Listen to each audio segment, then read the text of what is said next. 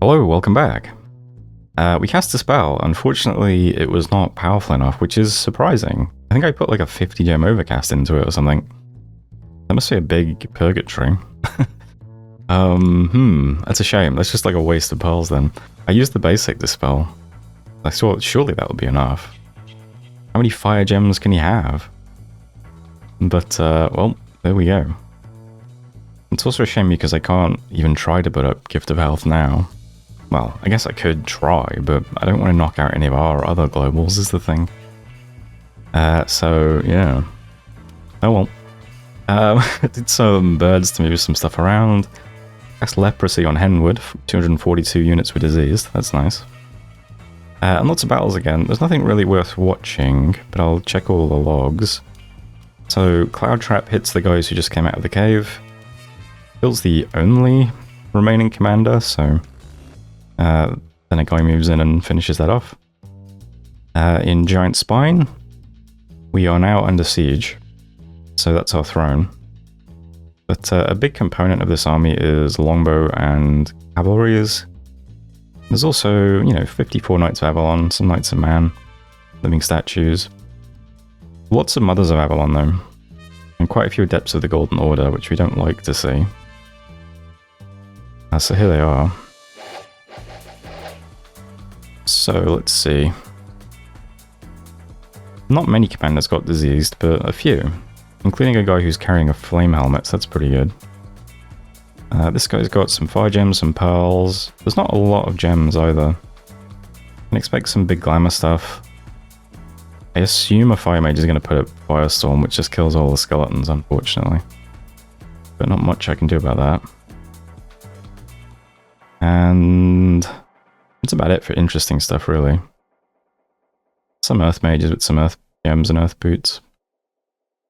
There is one Wraithlord with a Bane Blade.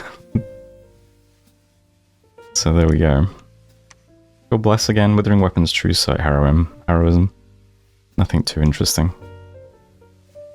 So that is sieging us over in Giant Spine.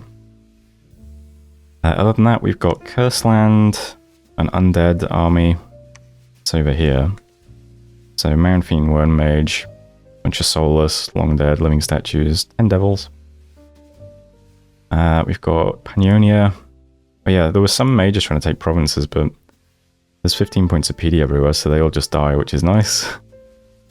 Forest of Pine is our army putting the fort under siege, so we're very strong over here. 32 Maskmasters, 3 Wraithlords, 60 Sobek Sacred Gods, and 150 Sobek Sacred Warriors, Sobek Warriors. So, pretty big army. So that's Forest of Pine.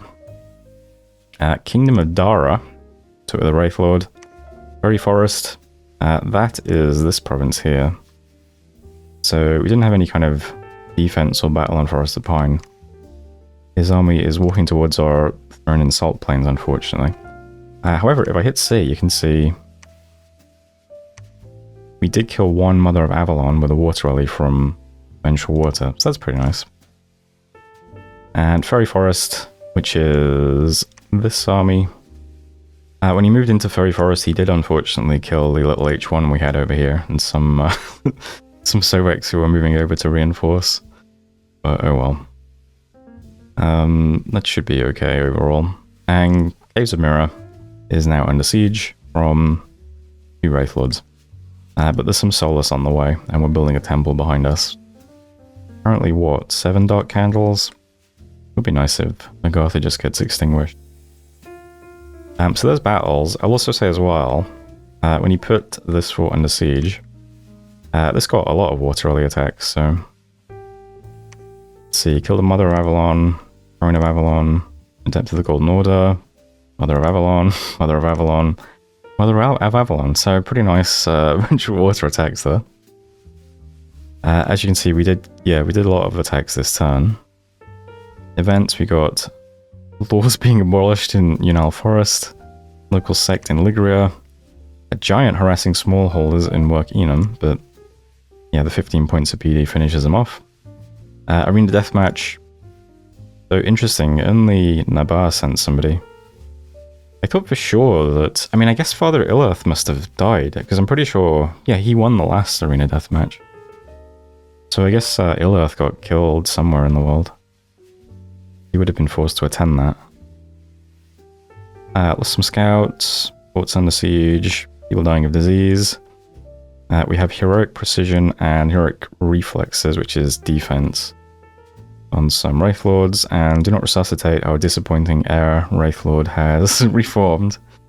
Welcome back, buddy. And I believe that's it for messages. So, okay. Let's start. We'll do underground and water first, since that's easy. Over here, we are moving the Solus onto Caves of Mirror. That will be under siege. I'm leaving behind special import rules for axes. They can keep sieging this for a bit. Magic Being Illegalizer is going to head to a lab, though, and drop off his items. He is unfortunately blind now, which isn't great for him. Ruins his stats. I also want to get the Boots of Quickness off him as well, so that we can use them next turn. So we'll dump all these items into a lab. We'll give this guy some basic gear instead, I think. Not this guy. This guy. We'll dump all of his items into a lab. And we'll give him the basic gear, and he can just be a basic Wraith Lord with blindness. So that's underground. Also putting down the temple in Chilad, and that's that. In the ocean, I don't think anything's happening, but we do continue to put stuff in our forts. It's turn 72. I think Cataclysm's turn 78, is it? Yeah. So it'll be Cataclysm soon. We're going to have to try and defend these thrones as best we can. Yeah. I don't think we're going to win outright before Cataclysm hits. But hopefully these two things resolve soon. Over here, we're forging the Flailing Hand, so that's the next artifact we're going to be forging. Let's see. So this is basically an upgraded Skull Staff. It gives you magic resistance and pen, so pretty good. We'll give that to our Wind of Death caster. Rainbow Armor as usual, some Wraith Lord, some Horror Helmet, some Boots of Quickness, and I think that's it for underwater. And that leaves the land situation. So, first up, this is now sieging us. Probably gonna crack it open pretty quickly. Let's see. Oh yeah. So it's gonna be open next month. I think that's because the Kushis have like a surprising amount of wall damage. 2.3 each. And there's... well, I guess that's only 200 of the siege strength, isn't it? Well... more than that, 300? I guess it's just a lot of units. What is it that's doing so much siege damage? Do mounted units count as 2 sieges now? Because that would make them be doing quite a bit, wouldn't it? Either way, they're doing about 1,000 siege strength each month, so yeah, it's open next month. So, first thing I want to do is hit this with Winds of Death. We can't Cloud Trapeze into it because... if we Cloud Trapeze onto Giant Spine, first of all, there's 2 domes over it, so that complicates things. Second of all, you just end up inside the fort, so you don't actually hit the army. However, our Wind of Death caster is just here, so with some Boots of Quickness, he can just move onto this fort, and we'll be able to do that next turn. I'm not going to do it this turn, though. I'm going to wait 1 turn, because I think it's more important we hit this with Wind of Death first to get rid of it before it threatens our empty throne fort here. So he's going to Cloud Trap onto these guys. This is a really weak stack for Wind of Death, so I imagine he does some pretty serious damage to it. And then we're also going to move back one of the Wraith Lords over here to Salt Plains. So we'll have 2 patrolling Wraith Lords. They'll have some buffs on them. These guys are patrolling. So if this, whatever survives, if it tries to move onto Salt Plains, we should have a pretty good defense, since all of these units here are just going to get killed by Wraith Lords quite easily, I think. I don't suspect they'll have any problems cleaning up all this mundane stuff. So that's the first thing. But next turn we'll give this guy some Boots of Quickness. He can also have the Flailing Hands. Probably also, I'm forging him an amulet of resistance. What's that called again? Missile protection. So that all those longbows here, how many is it? 117? They won't just randomly clip him and send him back home. He'll have a shield up, so gives him a bit more, you know, makes him even less likely to get hit by arrows. And yeah, we'll do that next month. That's fine. Next thing I wanted to do is make sure that we have, you know, sufficient mages here to do all of our buffs easily in combat. I could plug random Marshmasters with Astral into a Communion to make sure we can easily do all the spells, but I'd rather not do that. I think I'd rather just slave all of our lizards to my god. Although, can you even do anything interesting in combat yet? Possibly not. Master and Slave would be cool. I'm not sure there's anything particularly interesting. Does Stellar Cascade scale? No. Not even a little bit. Starfire scales, that only the damage though. I'm not sure what we could do with him in a big communion, to be honest. I guess he doesn't need a big communion. We'll just use the lizards as body ethereal spammers as usual, I guess. Yeah, but I made sure that we can do all of our big spells in combat with the mages we have, and that means I have to forge a few additional boosters, so forging quite a few boosters this month.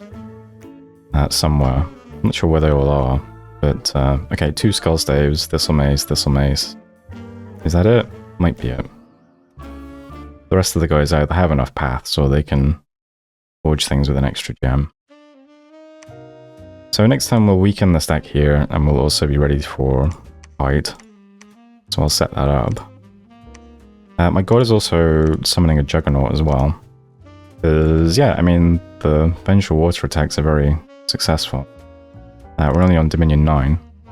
Let's hope the Juggernaut pumps that number up for us, that would be good. So that's the situation over here. Up here, besides defending Salt Plains and hitting this stack, we're mostly just sitting here. I am moving one Wraithlord over to replace the 2 who are moving. But this stack looks basically the same. Ignoring this for now. I'll sort out how it looks next turn, I'll see. I imagine maybe he moves this out next as well. Maybe he just wants lots of big stacks lumbering around so that, you know, I have to choose what to Cloud Trapeze onto. But joke's on him, I'm going to just walk to Giant Spine next month, so we'll see how that goes. I think that's broadly it for this turn. We're just sitting on Forest of Pine and hitting this with Cloud Trapeze. So that's it. Wraithlord's going to take this province. But yeah, we do have a bunch of stuff building up in Ligria. Since I want to just walk from Catiz to Giant Spine next month, I need to make sure we actually have this province next turn. So I put the defense up to 55. And there is a Wraithlord, some Sobex, 2 mages. It's something. It stops like a random little raiding force taking it if he like splits something off from this. In fact, next month we could probably move whatever stack is here, move it on to Henwood at the same time that we move the Wind of Death guy onto Giant Spine. That might be kind of cool. I could also, well, I was going to say I could break Siege, but no, that's probably not. Do I still had, well, I don't know. I still had Gift of Health up, maybe? Because my god can put up anti-magic, which would protect us from getting hit by Winds of Death a bit. I don't know. But yeah, that's what we'll do next turn. And besides that, I think that's everything. So let's just see all the forging. There's all like Horror Helmet, Rainbow Armor, Wraithlord, Boots of Quickness stuff. Cloud Trapezing onto that stack. There's the Amulet of Missile Protection, Temple Underground. Summoning like a Tobal Pass, because why not, in Giant Spine. There's our boosters, Juggernaut. I think that's everything, really. Okay. How are you doing, Limni? She has her Corrupt Braces now. I'll stick some Blacksteel on her next month, and she'll have pretty crazy stats. After that, I don't know. Another Wraith Crown would be nice, probably. No, I guess I'll stick a Horror Helmet on her just to keep stacking protection. And then she needs a cool weapon, and Well, probably an anti-magic amulet, honestly. 17 MR is pretty bad. And then she's done. I don't know what weapon to give her, though. We can't really make any cool weapons. I guess she just gets a Frostbrand in one hand and an armor-negating weapon in the other or something boring like that. We'll see. But, yeah, let's turn 72. So, thanks for watching, and I'll see you next time. Hello, welcome back. We cloud trapezed into... where is it? Fairy Forest? So this was into quite a mundane army. So the cavalry are on hold and attack. So this is the rare 3-time 1 Wind of Death. 2 Winds of Death. Dodging quite a few arrows. The 3 Winds of Death. You love to see it. So that was 169 of 200 units just died, including 2 mages. No, 1 mage and a commander. So, you know what? Pretty good, I think. Unfortunately, our forces were beaten, so there we go. So that basically takes care of this. There was also a water rally attack. Oh, we killed an adept and a Logrian wise man. Alright, well. Pretty good cloud trapeze. We also got hit by some rituals in Giant Spine. Astral Dome stopped 1. Astral Dome stopped 2. So, probably more fire spells if I had to guess. Summoned a Catobal Pass, which... where did I put that thing? I think it's bodyguarding a Wraith Lord. I'm a bit nervous it's going to kill our living units. Oh, here's a Juggernaut as well, by the way. So they spread Dominion. They're also big, chunky, sacred things. And where's the Catobal Pass? There he is. So, Fear 10, Poison Cloud. The Gaze of Death, though, I'm a bit nervous if it hits our Sobex. Magic Resistance does negate it, but it's a lot of obligating damage. Well, he's on Bodyguard on the Wraith Lord anyway. He's like a orbiting additional Fear aura and Poison aura, which is kind of cool. So there he is. What else we got? White Forest. Undead Army of Man moving to here.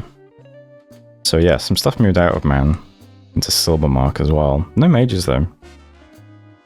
I forgot to mention last turn, but I actually brought a bunch of assassins over to this province. I've been moving them around hoping to catch something. So there's just 3 regular commanders here. We might kill a Castellan if we're lucky. I don't think we kill this thing. That seems a bit more difficult. But I'll have all of the assassins try to assassinate anyway. If we're lucky, they'll kill a Castellan or 2. We'll see how lucky they get. Lost Tifia, which was this province. Greendale we took, which is this province. And did you get in the Hall of Fame this turn? No. Who are you again? I think they got defense last turn, right? So, pretty good one to get. I might move the cat charm over to them. Just really pump up their defense. But that's it for the battles, really. Still no big exchanges, just... well, I guess this is technically a big exchange, but you know what I mean. But there should be some big exchanges soon. Holy Fire hitting people... 400 people from the population of the Towers of Heaven have left to search for the source of the wonderful melodies that can be heard day and night. Yeah, that's Blood Vortex. Bunch of water rally attacks. I don't actually look at these, but let's see. Kill the Daughter of Avalon. Mother of Avalon.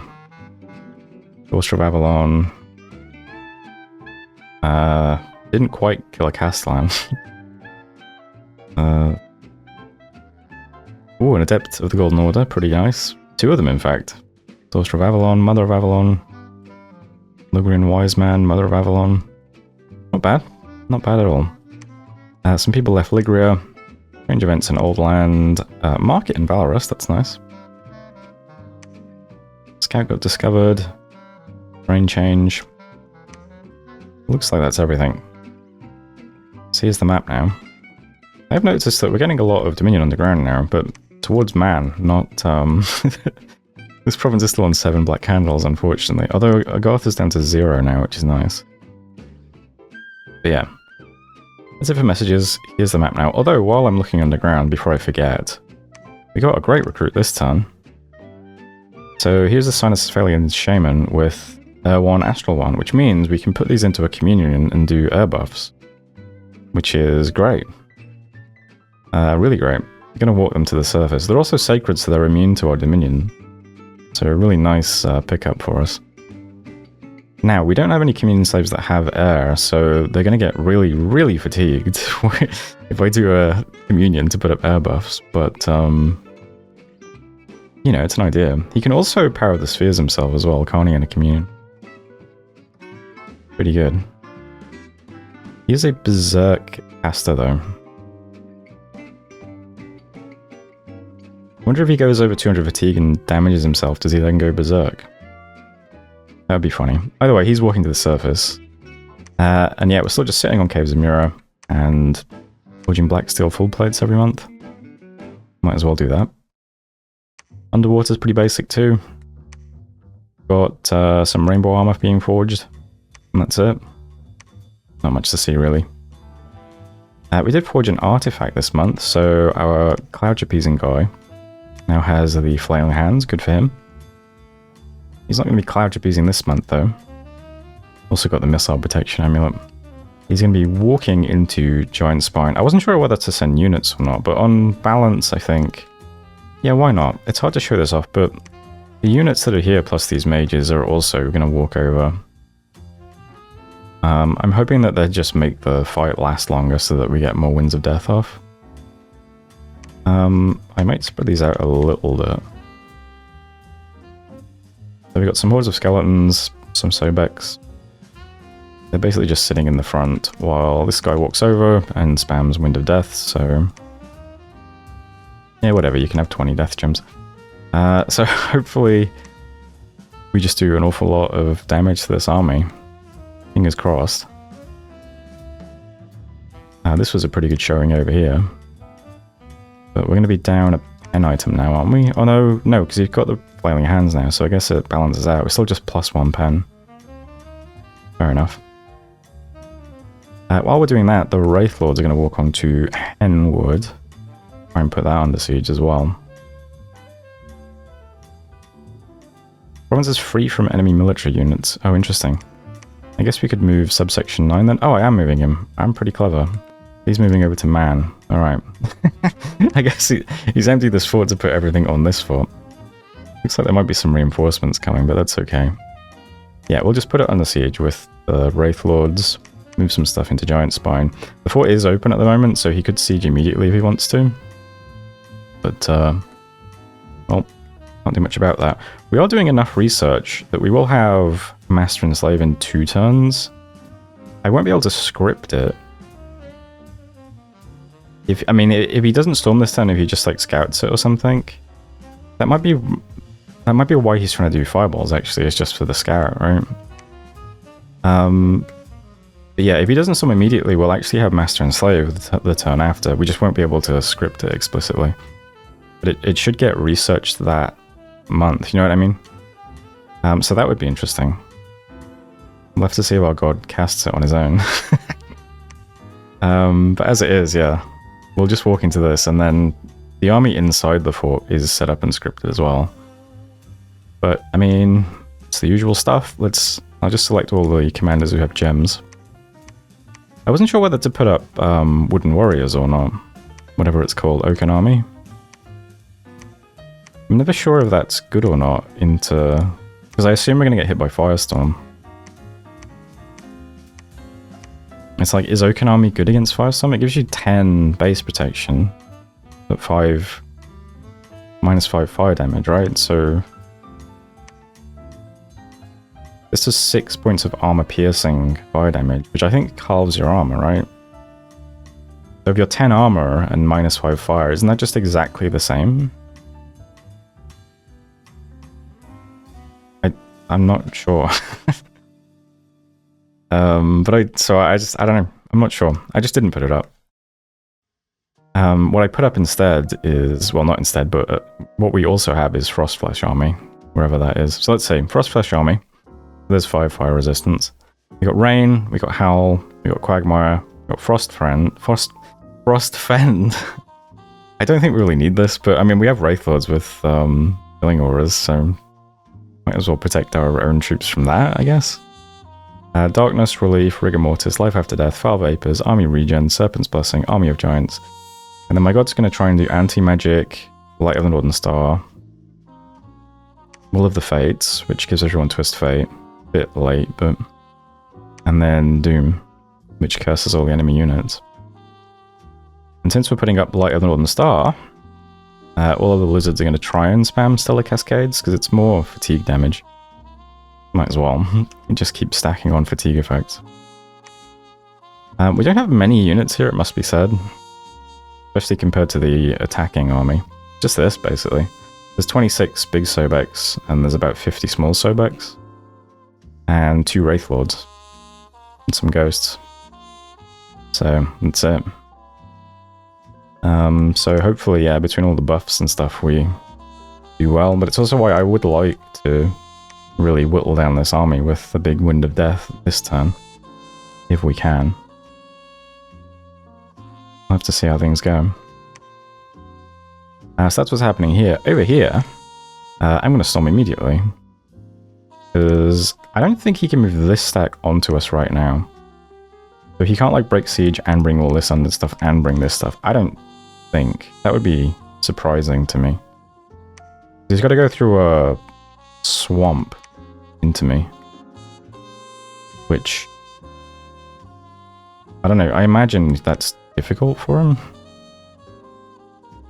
What's the Knights of Avalon here? They do have forest survival, so I guess they don't get a move penalty getting to the Fort Province. Although the regular Knights and the Longbows don't. Oh, there's only 4 regular Knights. What are the Kushis?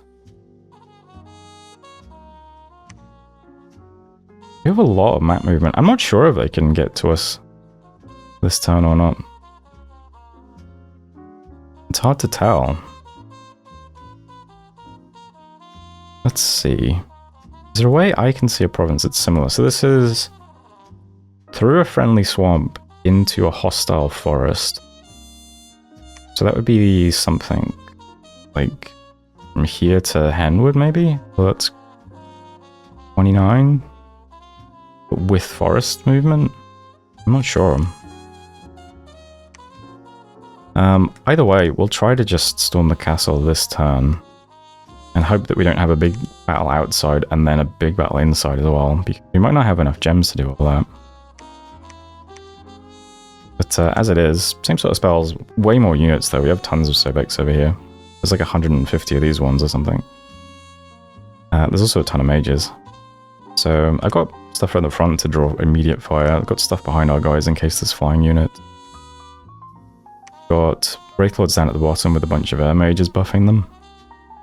So they should have flight, hopefully. As well as Mistform potentially and like air shield and stuff. But yeah, let's see if we have a defense next month, but we'll also just storm castle, fuck it. We've got to go quick anyway, because it's getting close to the end of the game. We need these 2 thrones as well to win. Although we're very well placed to grab them if this goes well. And let's see what happens over here. Best case scenario, he doesn't storm yet, and then... I mean, we should be able to walk into him with Wind of Death again, and then we'll also be able to, you know, hopefully unscriptedly cast Master and Slave in combat then as well, which would be cool. We'll see what happens. Limney's almost geared out. This month I'm going to make her a Frostbrand, and she's also getting the Twin Spear, of which there are 2. But I'll give her this one. It's an armor-piercing weapon, and it also gives her luck, so... Seems like a pretty good one. It's got nice stats as well. 2 attack, 2 defense. So she'll have a bit of an AoE clear, the stuff that isn't cold immune. And an armor-piercing weapon. And then she can cast Quickness on herself, so that's 4 attacks per round. Not bad. Currently on 27 protection, 28 body, 26 head, with all the melee resists and 50% regen. only 3 reinvig from the bracers, but she doesn't generate any encumbrance when she's fighting. And she's not going to cast many buffs on herself, so... just quickness, basically. What else could you actually cast with water? The quicken self. She can put resists on herself, that's true. So she can do fire resistance. I don't think she can get liquid body. Oh, it wouldn't do anything anyway. She already has the resists and stuff. Oh, she could do Frost Aura on herself, wherever that is. Is that what this is? No, that's an attacking version of what I'm thinking of. But yeah. I'm sure there's a spell to give you a Breath of Winter. Yeah, she can give herself Breath of Winter too. We've got heat scales, so it's probably never going to be very good, but... yeah, that's it. So she just buffs up and then walks forward and stabs people. Should be fine. Is that it for this turn then? I think so. Not a lot else happening. Trying to make sure we do lots of research so that we can definitely hit Master and Slave next month. But we should have a defense next month, possibly. If not, we'll just walk into this with Winds of Death. And probably some combat here plus a Forward Storm. So lots to see next month. Fingers crossed it goes well. Damn, we got a lot of treasure. We're still recruiting? Yep. Recruiting here anyway. Salt Plains, you're recruiting. Where else would I want to be recruiting? You're still recruiting. We need more mages in other provinces now. There's a lot of threat over here. You can get some Marsh Masters in this province. You can also recruit bodyguards each month for yourself. Perenna too.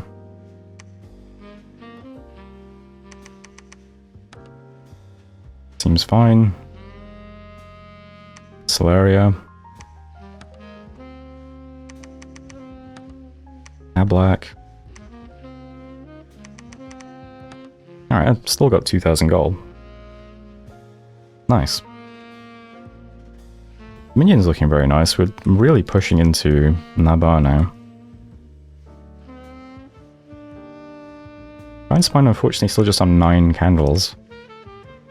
We've got a god here and the Juggernaut. Are we on Dominion 15? Hopefully it gets up to 10, that'd be nice. I'm just waffling now. It's 1073. So there it is. Thanks for watching, and I'll see you next time.